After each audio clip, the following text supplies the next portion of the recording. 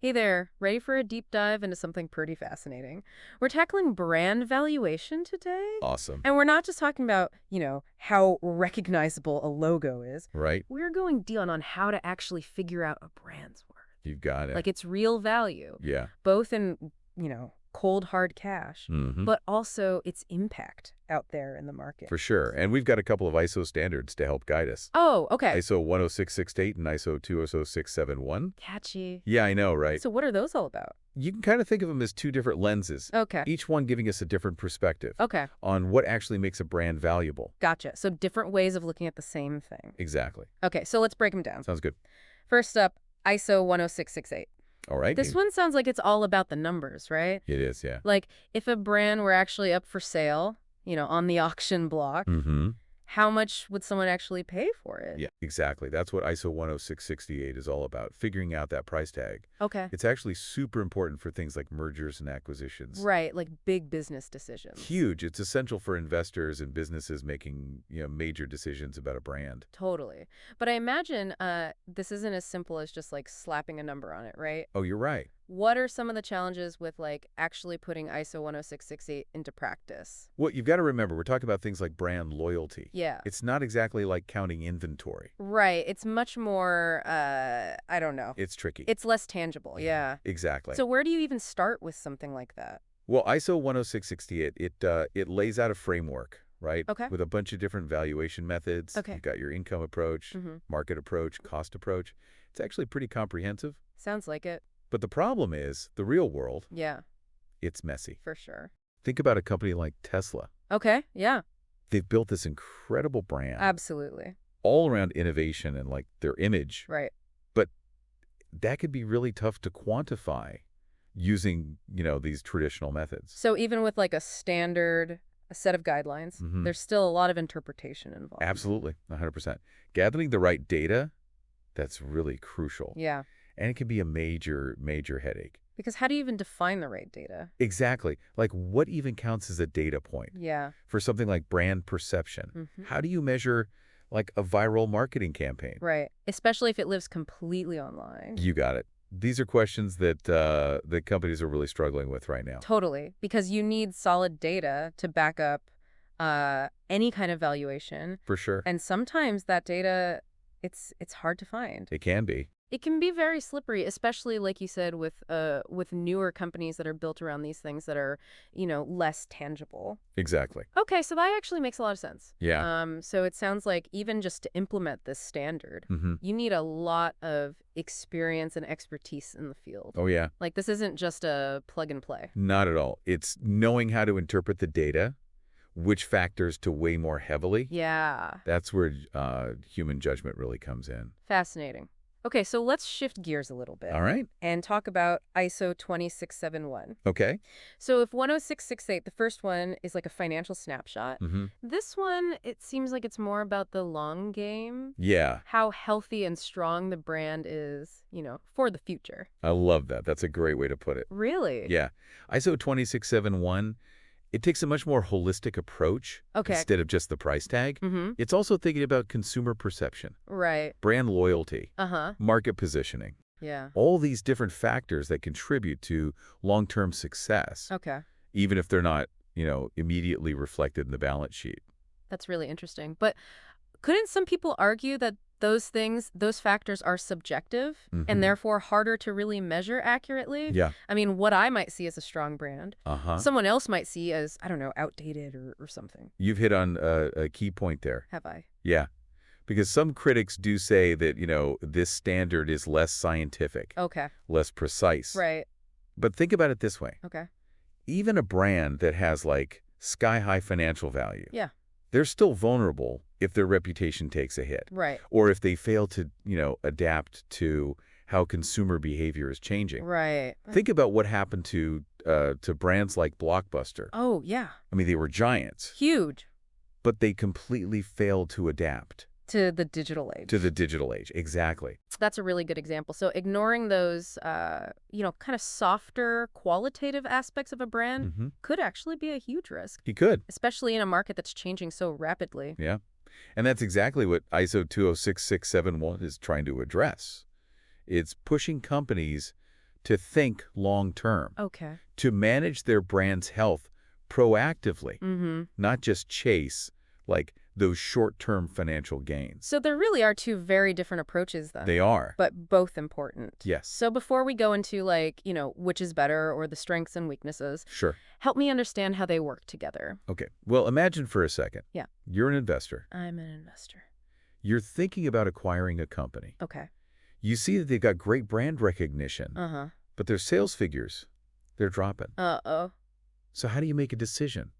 That's a tough one. It is a tough one. And that's exactly where these two standards come in. Oh, okay. So ISO 10668, that's going to help you determine the financial value Right. of the brand. Like, what are you actually buying? Yeah.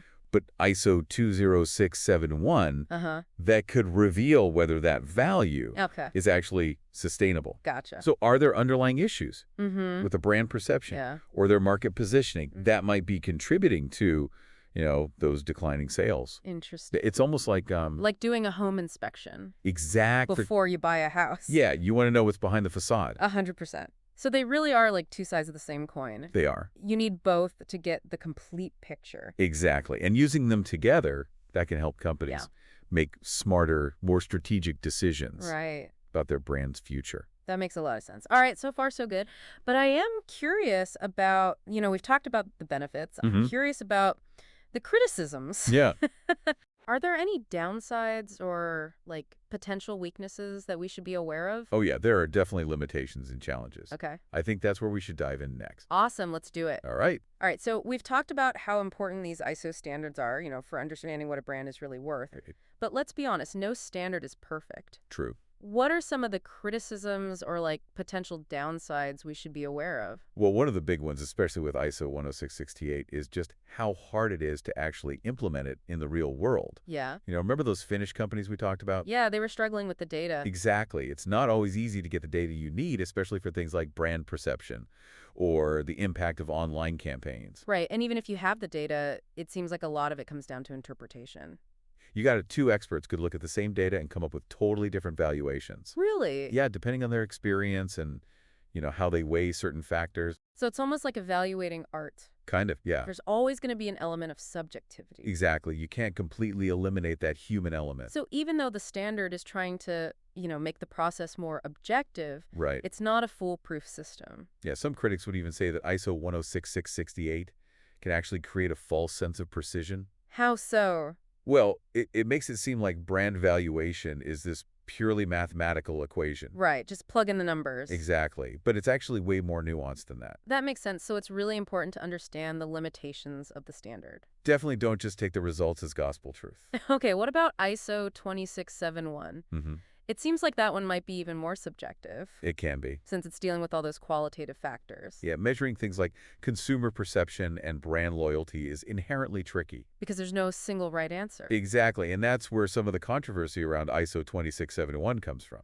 So because it relies on data that's hard to quantify. Right.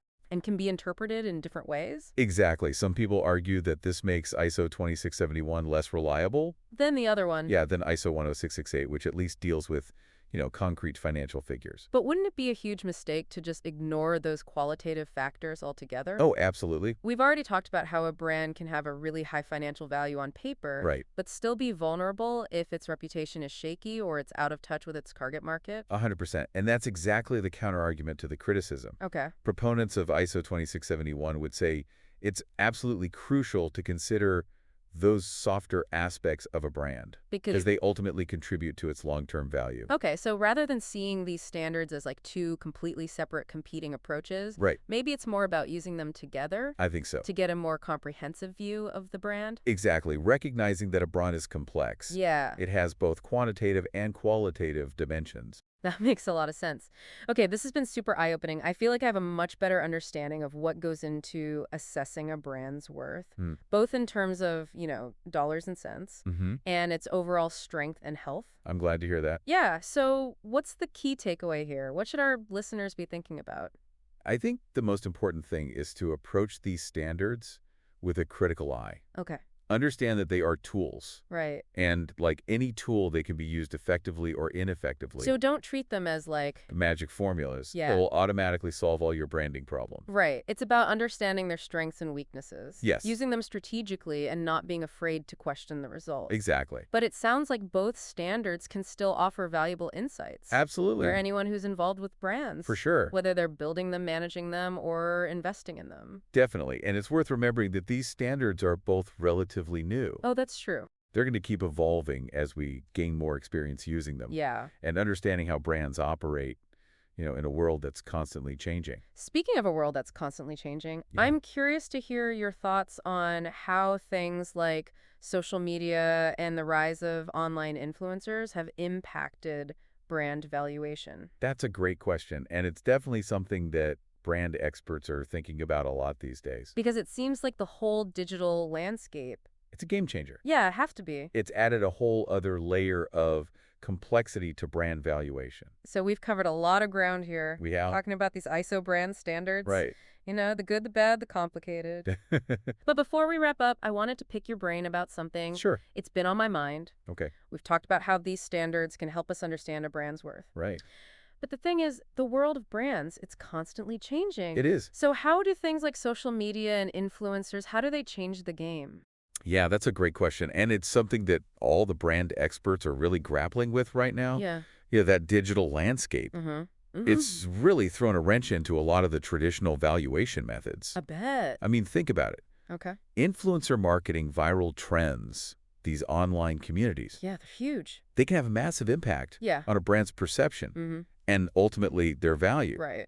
But they're so hard to actually measure. Right. Like, how do you even begin to measure the value of, say, a TikTok trend that just sends sales through the roof? It's tough. Or what about, like, celebrity endorsement on Instagram? Yeah, you've got to point those traditional metrics, Like advertising spend? right, media impressions, all that. Yeah. They just don't fully capture the impact. Of these digital... What did you call it? Phenomena, yeah. Yeah, we need new tools, new frameworks. Access all this. Yeah, to figure out the value of a brand's digital footprint.